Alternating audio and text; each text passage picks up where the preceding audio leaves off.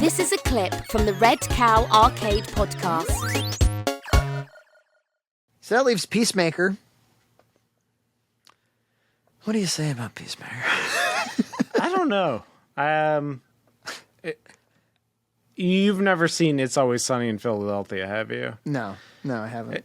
It's one of those things where I watch it when I'm 53. Yeah, I enjoy it and I watch it, but sometimes I'm just like, it's like too much like screaming and chaos that I just want to turn it off. Yeah, it's like too loud for an evening at home. Yeah, and I feel a little bit of that with this. I like it. I think it's entertaining.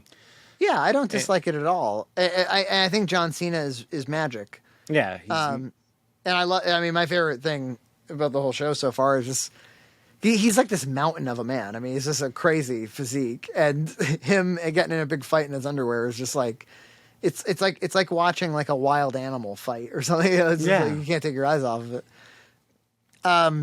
But like WandaVision before it, there is a B Squad, and the B Squad sucks.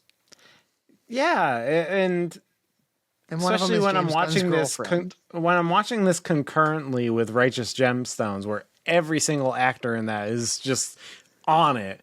When I get like a friggin', I don't know, community theater actor that comes on screen and just like, I don't know, it's just it pulls me out of it. John Cena is obviously amazing, and I love like the eagle is like well animated, has a personality. Yeah. James Gunn doesn't really let shitty CG fly, huh?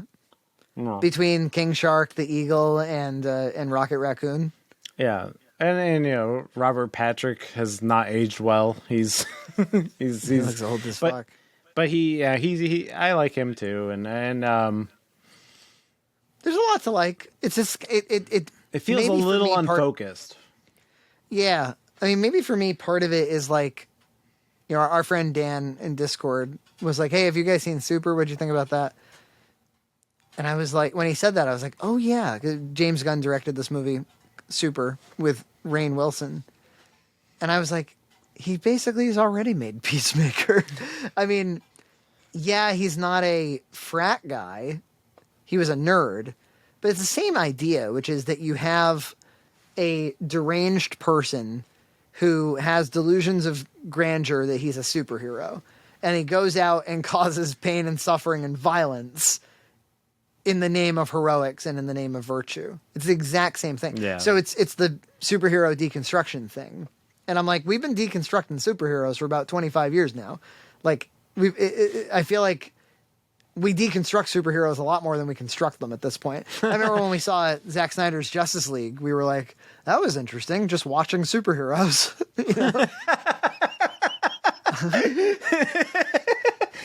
Just like nobody, they didn't go very complex on that one.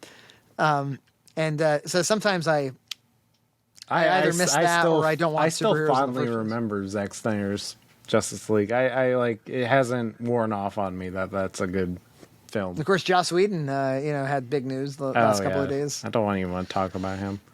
I was watching something where the guy was like,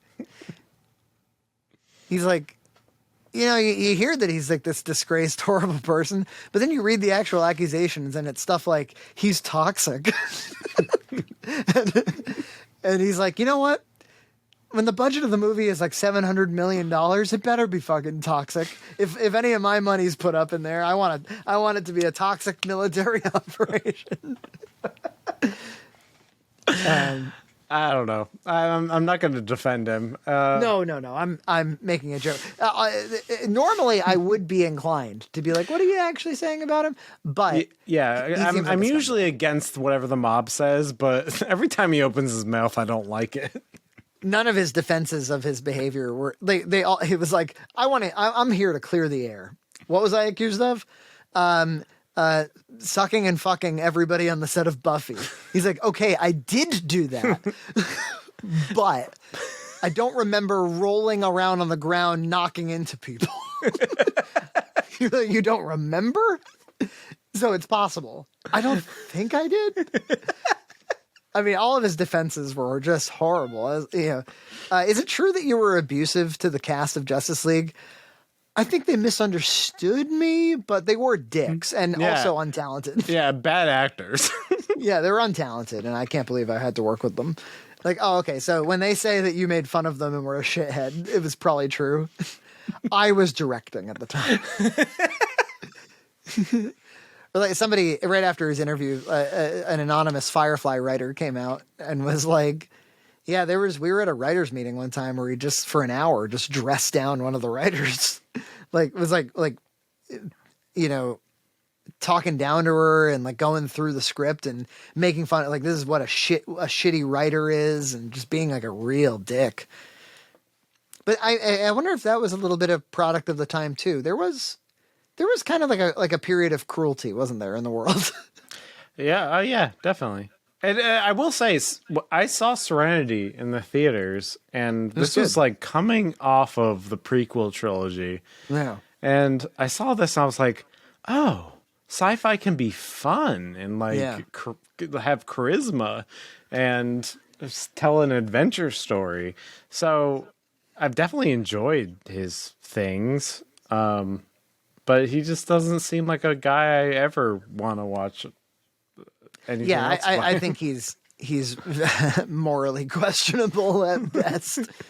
He's definitely he probably doesn't deserve power. He's probably very irresponsible with power. Yes, that's probably, let's start there maybe.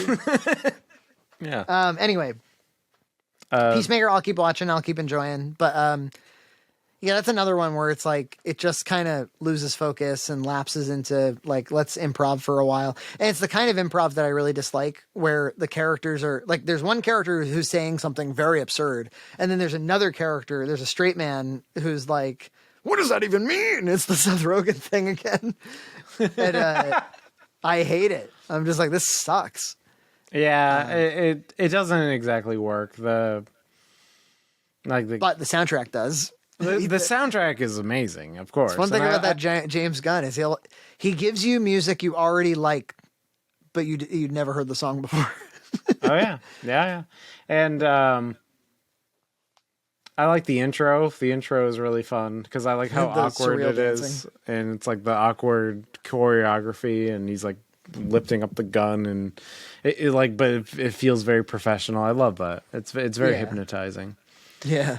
I'll definitely watch all of it because whatever, James Gunn, it's fun. Subscribe to Red Cow Entertainment on Patreon for full episodes every other week.